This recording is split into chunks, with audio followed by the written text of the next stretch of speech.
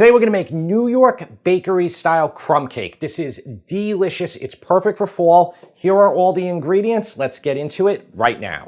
I always like to go over the ingredients. The ingredients are important for you to lay out, especially for a recipe like this. This recipe has two parts to it. It has the crumb topping and it has the cake portion of it. I'm gonna go over the crumb topping first. And don't worry, I will tell you the exact amounts again when we make it. Also, the ingredients are in the description, okay? Everything is there, gram and volume measurements. And I'm gonna do both of them right now in my head because I can do it, you know, because I memorized it and I just made the recipe recently. Over here is all-purpose flour. We're gonna use 4.5 cups or 585 grams of all-purpose flour. This is 1.5 cups of unsalted butter or 339 grams. This is 1 cup, packed cup of dark brown sugar or 200 grams. This is a 1/2 cup of granulated sugar or 100 grams, a 1/2 teaspoon of fine sea salt, and then this is 1.5 tablespoons of ground cinnamon or 12 grams. When you get to these really small amounts, it's kind of easier just to know, you know, 1/2 teaspoon with an actual 1/2 teaspoon, okay? So this is all gonna be for that delicious crumb topping, which is the single most important thing for a New York crumb cake. It's a massive amount of crumb topping. It's supposed to be about the same thickness as the cake itself. And we'll talk about the cake right now. We're gonna use cake flour. Cake flour makes things a little lighter. You know, there'll be no like chew in your cake, which you don't want, but you can use all-purpose flour if you don't want to go out and buy cake flour. I have 2.5 cups of that, or 325 grams. I did have to glance over there to take a look at it. We have 1 cup of granulated sugar, or 200 grams. 4 eggs here. We're gonna use 3 whole eggs and 1 egg yolk. We have 1 teaspoon of baking soda, 1/2 teaspoon baking powder, another 1/2 teaspoon of fine sea salt.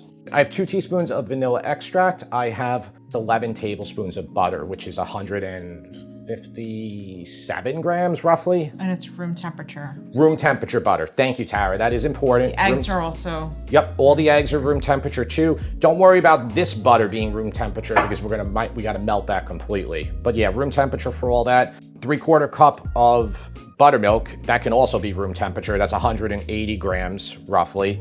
And the first thing we're going to make is the crumb topping. But you can also set your oven for 350 degrees Fahrenheit because shortly after we'll make the cake.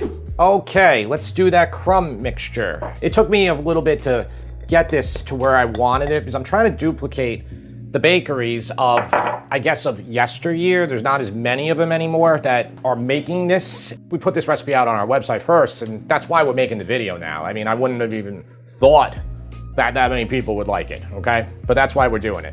That is the 585 grams of all-purpose flour. This is 1 packed cup of the brown sugar. That's not packed.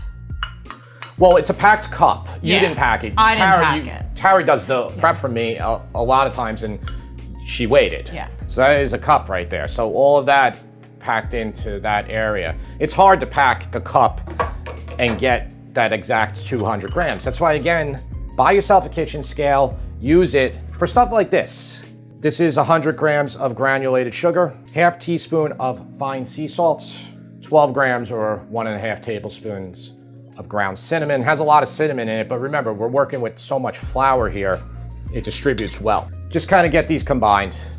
So like if you have like a really big piece of brown sugar from packing it, just break it up a little bit here. And just go gently so it doesn't all go all over the place. Probably need a bigger bowl here, but this is the biggest glass bowl I have. I use glass bowls so you can see what I'm doing. And then the butter. This is 339 grams of unsalted butter, and that's 1.5 cups or 3 sticks. Just pour the butter on top. That's it. That's all you have to do. It looks like it's all swimming right now, right? So you can use a spatula to start, but I just like to go in there with one of these things called a bro glove. So what I'm doing here is just distribute it as best you can. You know, it looks like a complete mess right now and the gloppiness, but really the only thing hard about this recipe is just you got to get your crumbs right. If you don't get your crumbs right, you'll have a failure on your hands.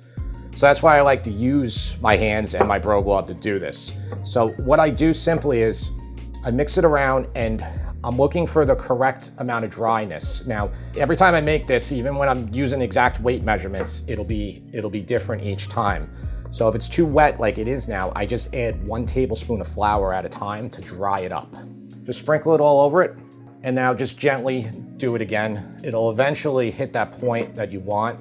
If for some reason, you're having a real hard time, like say you have like a bunch of just like very little pieces like this, just take it together, squeeze together, and now you have a bigger crumb, okay?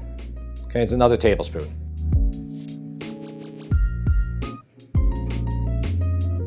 I think we need another tablespoon. Okay. Also, this will work a little bit better if you could just put this on like in a larger, wider bowl, or even like a big baking sheet. We have enough big crumbs here, which is what we want. We're just gonna set this off to the side. You don't have to put it in the fridge or anything, just set it off to the side. Okay, so let's make a cake. We have 325 grams of cake flour, 1 teaspoon of baking soda, and a half teaspoon of baking powder, and then a half teaspoon of fine sea salt. Okay, let's just gently mix this together. Okay, and just set this off to the side for a sec. Okay, and then use one of these, okay, stand mixers, or one of these. You can do this by hand too, but I mean, I don't recommend it. We're creaming the sugar and the butter. 1 cup of granulated sugar, or 200 grams. And then this is 11 tablespoons of room temperature butter. Just mix it together until it gets together, maybe a little slower. And then you can like knock down the sides too with a spatula. This is easier if you have a stand mixer. I made it the other day with this mixer. So just trying to get like that granulatedness, like with the butter smooth. Could you use a box cake mix to do this? So you definitely can use a box cake mix. It's like the same thing with a brownie. Can you make your own fudgy brownie? You could try. It will never be as good as a Ghirardelli fudgy brownie. I mean, that's the truth. You know I'm right, too. I see the comments coming in right now. Recipe says add 1 egg at a time. I'm gonna add 1 egg and a yolk to start because I'm crazy. Don't put all of them in, just separate it a little bit. And then we're gonna put in our 2 teaspoons of vanilla extract and our 3/4 cup of the buttermilk. In the directions of my amazing recipe, I said it could become curdled, and when you put buttermilk in, sometimes it will. That looks a little bit, it's not 100% curdled. It doesn't matter, okay? So we're putting the dry into the wet. Often you'll put the wet into the dry, but I don't care. It's gonna be fine. Just wanna beat this slow here, just till it's just combined. And scrape down the sides as you need to, which I'm gonna do right now. And we don't wanna overmix it here. Just do it until the white's gone, okay? Which we're almost there. So I only mixed that for about 30 seconds there on low. So I'm taking parchment paper here. You don't have to do this, but it makes it easier later to get it out. We wanna get out with the crumb topping, and we want it all to like not fall apart. So just kind of do your best to like push these corners in here. Okay, you can grease it with Crisco. That would work well too. Distribute this evenly as best you can. Don't worry, this is all gonna get topped. So, and you can just kind of move it around like this without moving your parchment paper too much. So we're gonna bake this in the oven for 15 minutes at 350 degrees. We're doing a par bake on our cake. Okay, so it's been 15 minutes roughly. We're gonna cook this for another 25 minutes with the crumb topping, but give it like 10 minutes before you put the crumb topping on this. Okay, so I have the glove on, again, ready to go. And here is our crumb mixture. So as simple as this, let's just get it all on it. I mean, honestly, you need all of it, so you can just start launching it on there if you want. Just try to evenly distribute it as best you can. It's a little difficult, but don't worry about pushing to the sides, you can. All right, so we are going to bake this for another 25 to 30 minutes. If it starts to brown too much during that period of time, you can just tent it with foil. You just stick a piece of foil over it if it starts getting too brown. All right, that's 25 minutes. Let's check it with our toothpicks. This is the best way to check if your cake is done. Just go in the center to start, okay, right there. Pull it out. If it pulls out completely clean like that, it's cooked. So it's gonna be nice and moist. If you bake it another 5 minutes, which is totally fine, it'll dry out a little bit. Some people like the crumbs to be like really dry, but I think we're good. I'm gonna let this sit for about 15, 30 minutes to cool initially. Then we wanna get it out of here, And I'll show you how to do that. It's still warm, but I can hold it now and we should try to flip it, which is simple to do if you have 2 baking sheets. So these are half baking sheets, okay, 13 by 18. Okay, so just like this, and then just like that. And then like that. If you don't have 2 extra half baking sheets, what are you doing? You know, you should have like a bunch of them. They're one of the most useful tools you can have in your kitchen. This definitely, to me, smells like fall. Like just smells so good, Tara. What do you think? Do you smell it? It smells so good. We want it to be completely cool right now before we put powdered sugar on it. Here it is, time for dusting. Yes, like I said, this smells like fall. Speaking of fall, I am making a whole entire fall meal next.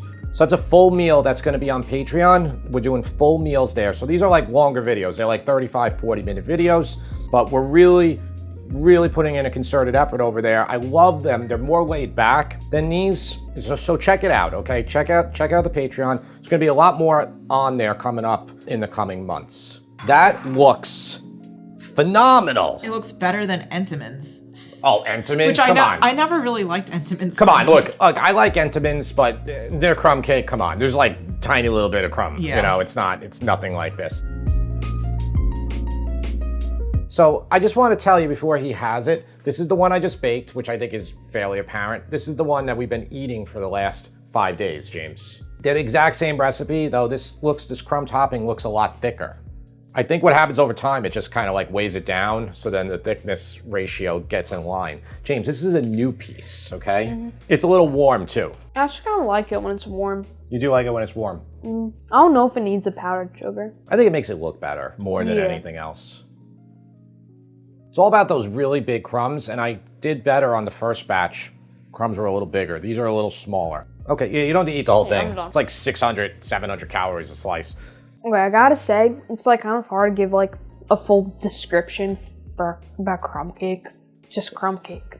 It's just like cinnamon crumbs on top of cake, so I can't really say much about it, but it's good.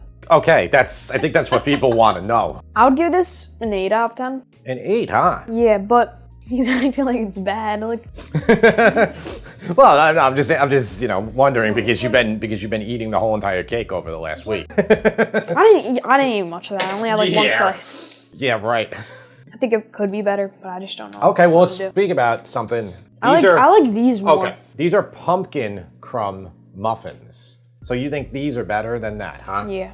This recipe is on the website as well, so you can, they'll be linked together. I don't think I'm gonna make a video for those. So there's another healthy one from Sip and Feast, from us to you.